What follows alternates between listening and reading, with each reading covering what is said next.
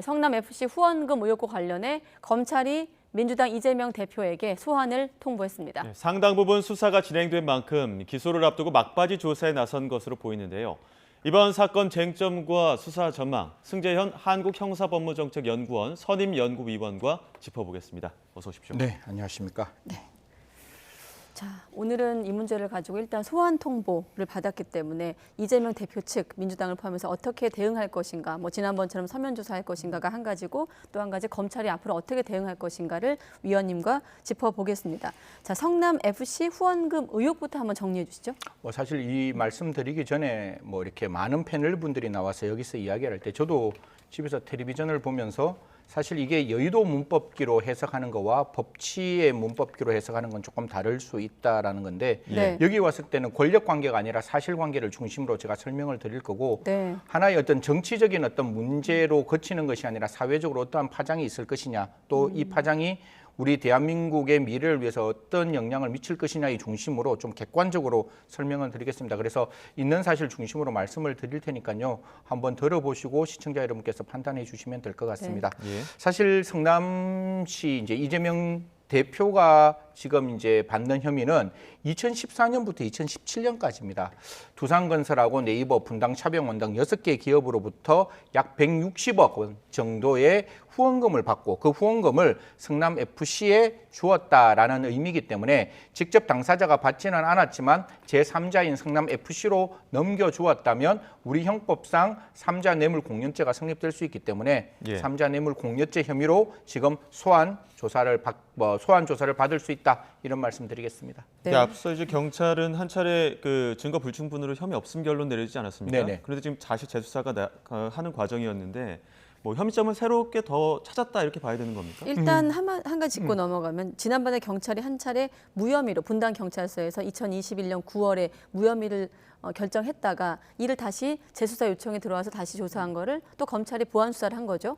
네. 이 부분에도 좀 구체적으로 설명을 드리겠습니다. 네. 이제 당시 이게 시민사회 고발로 이 사건이 드러났어요. 드러나서 그때 분당경찰서일 거예요. 제 기억이 맞다면 분당경찰서에서 네. 이제 이재명 그 당시에 이제 그 지금의 당대표를 소환을 했습니다. 소환을 했는데 아마 3번 정도 소환 요청을 했는데 불출석을 하셨을 거예요. 그건 정당한 이유가 있고 뭐 필요하다면 불출석할 수 있고 서면 조사할 수 있는 건데 그렇죠. 그 서면 조사의 내용으로 이제 판단했을 때는 이게 뭐 굳이 3자 뇌물 공여가 될 수 있어? 사실 이것도 되게 조심스러운 부분인데 모든 기업에는 현안이 있습니다. 그렇죠? 예.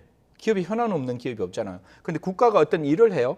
일을 하는 국가에 어떤 현안 있는 기업이 그 국가의 일을 도와주면 전부 다 현안과 관련된 제3자 뇌물 수수, 뇌물 공여가 될 수 있는 가능성이 있잖아요. 네. 그래서 그 사건에 대해서 경찰은 불기소 처분을 해요. 불기소 처분을 했는데 이게 다시 이제 검찰로 넘어와서 검찰에서 우리 형사소송법이 바뀌어가지고 재수사를 할 수 있도록 그러니까 무혐의 처분이 떨어지면 무혐의 처분을 재수사를 하는데 재수사를 검찰이 하는 게 아니라 당해 경찰서로 다시 내려보냅니다. 다시 내려보내고 이제 재수사를 하는 과정에서 기억나시는지는 모르겠지만 성남지청에 있던 검사장과 성남지청의 차장검사 사이에 충돌이 발생해요. 제가 이름도 굳이 뭐 말할 수 있는데 말은 하지 않겠는데 기사에도 거론 일부가 되긴 합니다. 됐죠. 예, 네네. 그래서 뭐 말씀드리면 박은정 지청장과 이제 박아영 차장검사가 이렇게 충돌이 일어나가지고 박아영 차장이 옷을 벗어요. 나 이거 도저히 수사 안 된다라고 그런 어떤 우여곡절을 거쳐서 이제 경찰에서 보안 수사를 하면서 사실 이게 조금 드러나는 거는 두산 측의 진술이 좀 바뀝니다.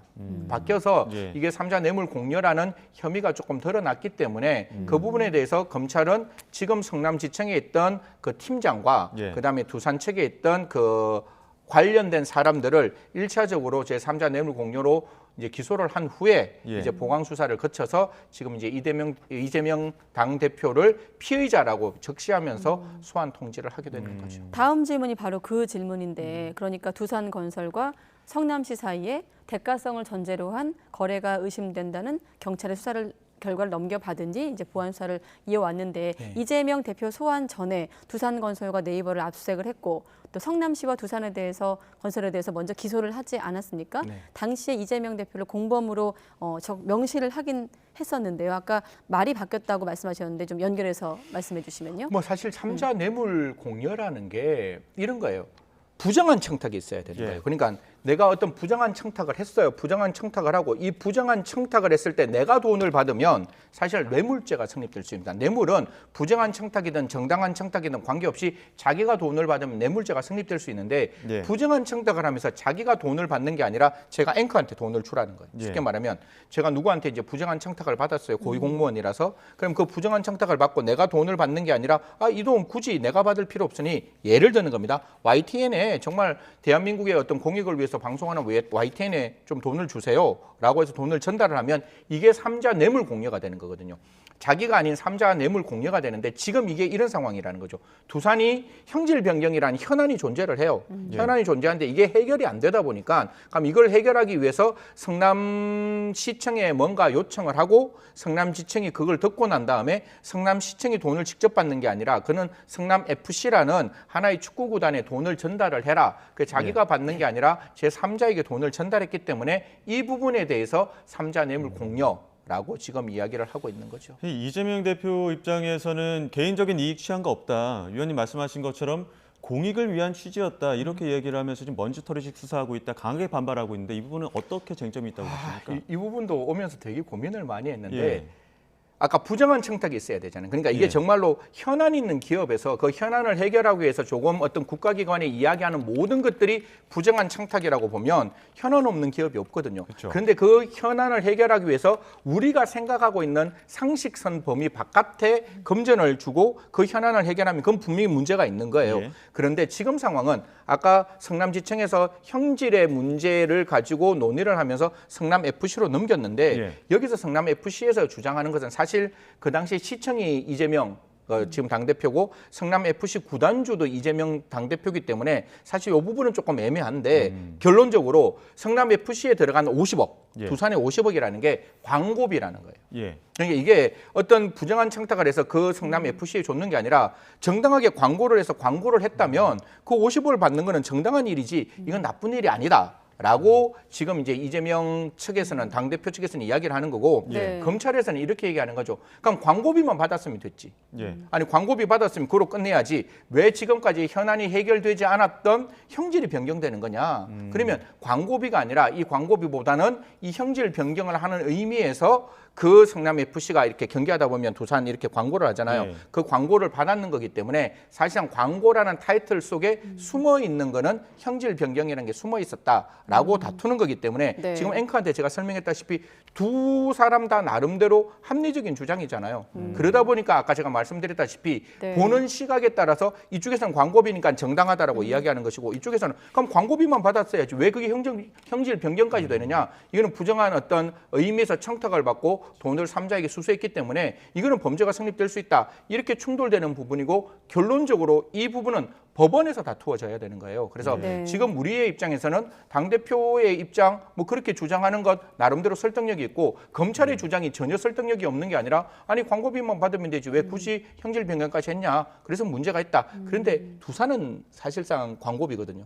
근데 나머지 기업들 네이버라든가 다른 기업들에 대해서는 또 이거와는 조금 또 달라요. 그러다 보니까 아까 제가 제일 처음에 160억이라 그랬잖아요. 160억 안에 어떤 형태로 돈이 전달됐는 건지는 우리가 조금 더 따져봐야 되는 부분에 있다는 말씀드리겠습니다. 그 따져봐야 되는 부분 중에 하나가 뇌물 여부가 관건 아니겠습니까? 부정한 청탁과 그 대가성으로서 뇌물을 받았는지가 중요한 거죠. 혐의 입증과 관련된 부분인데 지금 보면 후원금이 직접 흘러간 정황은 못 잡고 있는 것으로 파악되고 있거든요. 그러니까 금전적인 이득을 후원금을 통해서 취했다든지 이런 정황이 없는 상황에서 그러면 포괄적으로 정치적인 이득을 얻었다. 여기까지 확인하는 과정이 필요한 걸까요? 근데 이게 부정한 청탁은 그렇지가 않아요. 그냥 아까 제가 말씀드렸다시피 부정한 청탁은 이재명 시장으로 있을 때 이재명 시장이 돈을 받은 게 아니라 성남FC가 돈을 받았다는 정황이 있고 그 돈을 받았다는 게 두 가지라는 거예요. 부정한 청탁을 이재명 당대표가 받고 그 돈을 성남FC로 갔느냐.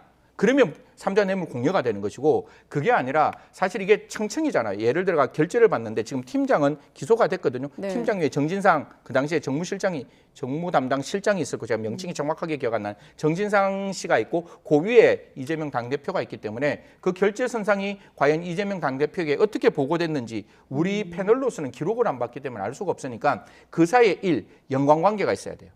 그러니까 그 팀장이 결제하는데 형질 변경이라는 게 전결로 그걸로 가능할 수 있느냐? 예. 그게 정신상 씨 입장에서 거기서 끝날 수 있느냐? 아니면 이재명 대표까지 다 올라갔느냐? 예. 요게 이제 문제. 이재명 대표가 알고 있느냐? 그게 첫 번째 문제인 것이고 그 다음에 제가 아까 말씀드렸잖아요. 이 50억이라는 돈이 성남 FC로 들어갔는데 이게 그냥 돈이 들어갔느냐? 아니면 광고비로 들어갔느냐라는 문제를 따지는 거지. 이거는 이재명 대표가 돈을 받았느냐 안 받았느냐의 문제가 아닌 게 직접 뇌물이 아니거든요. 네. 삼자 뇌물이기 때문에 삼자는 누구라도 괜찮아요. 예. 그게 예를 들어 승재현이 그거를 정말 대한민국에서 가장 오롯한 어떤 어린이 재단에 돈을 기부해달라고 돈을 줘도 그 삼자가 그 돈을 내가 받지 않고 어린이 재단에 갔다는 그 사실만 있으면 삼자 뇌물 공유는 성립될 수 있는 거니까 예. 누구에게 돈이 들어갔느냐 두 가지입니다. 이재명 대표가 알았느냐 그리고 부정한 청탁이 있었느냐 그 부정한 청탁으로 형질 변경이 되었느냐 만일 부정한 청탁에서 성남 FC로 돈이 가고 난 다음에 형질이 변경됐다면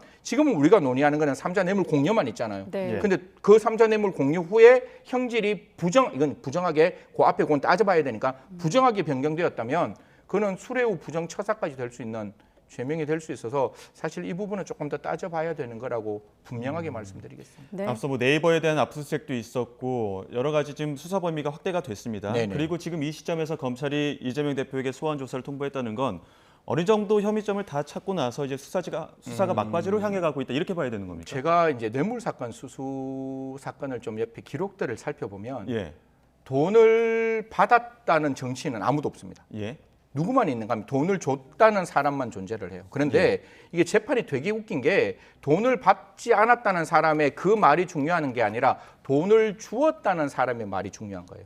돈을 줬는 사람의 말에 신빙성이 있으면 그 말은 이 돈을 받지 않았다는 사람에게 독립된 증거가 되는 거예요. 예. 그래서 이 사람의 진술이 얼마만큼 신뢰성이 있느냐에 따라서 사실 돈을 받지 않았다 할지라도 그 사람의 진술이 명확하다면 사실 법원에서 유죄 판결을 받을 수 있는 가능성은 있는 거거든요. 아까 제가 말씀드렸잖아요. 두산이나 네이버가 어떻게 이야기를 했는지. 네. 이게 도저히 형질이 변경 안 되고 현안이 해결 안 되기 때문에 어떤 형태이든지 부정한 청탁을 해서라도 일정 금원을 줘서라도 이게 해결될 수 있게끔 하기 위해서 우리는 이런 행동을 했다라는 게 있으면 사실 이 부분에 대해서는 부정한 청탁의 가능성이 있고 제가 다른 기사에서는 제 눈으로 확인 안 해서 말씀을 못 드렸는데 두산의 문건에는 이게 돈이 FC로 가면 형질이 변경될 수 있는 그렇게 작성된 문건이 있다라는 걸 제가 한번 특정 방송에서 한번 읽어봤기 때문에 만약 그렇다면 이 관계에서 네. 부정한 청탁의 사실이 있을 수 있다라는 점은 검찰이 확인했지 않았을까 그렇게 네. 말씀드릴 수 시간 있습니다. 덜했지만 짧게 하나만 더 여쭤보면 자 어떻습니까? 이번엔 이재명 대표가 소환에 응할까요? 물론 추정입니다만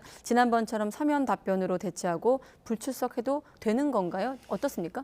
저는 제가 정말 조심스럽고 정말 제가 과분하고 제가 이야기할 수 없는 부분이라 할지라도 저는 정정당당하게 가시는 게 맞다라고 생각합니다. 이게 뒤로 밀리면 밀릴수록 네. 그 검찰이 갖고 있는 그 내용을 모르고 따라갈 수밖에 없는 거잖아요. 분명히 가셔가지고 지금은 뭐 민주당 안에서 당론으로 출석하지 않겠다 그 얘기를 하시겠지만 나중에 조금 판단해 보시고 제가 봤을 때는 이거는 마침표가 지켜져야 되는 사건이지 쉼표로 남아있을 사건은 아니니까요. 그런 부분에 대해서는 개인의 일정이 아니라 당대표니까요. 그 민주당 여러분들과 좀 집단 지성을 생각하셔서 출석할지 말지를 결정하시면 좋겠는데 저는 좀 출석하셔가지고 이 부분에 대해서 명확하게 마침표 찍으시는 것도 필요하다는 말씀드리겠습니다. 네, 알겠습니다. 여기까지 듣겠습니다. 승재현 연구위원과 함께했습니다. 고맙습니다. 네, 감사합니다.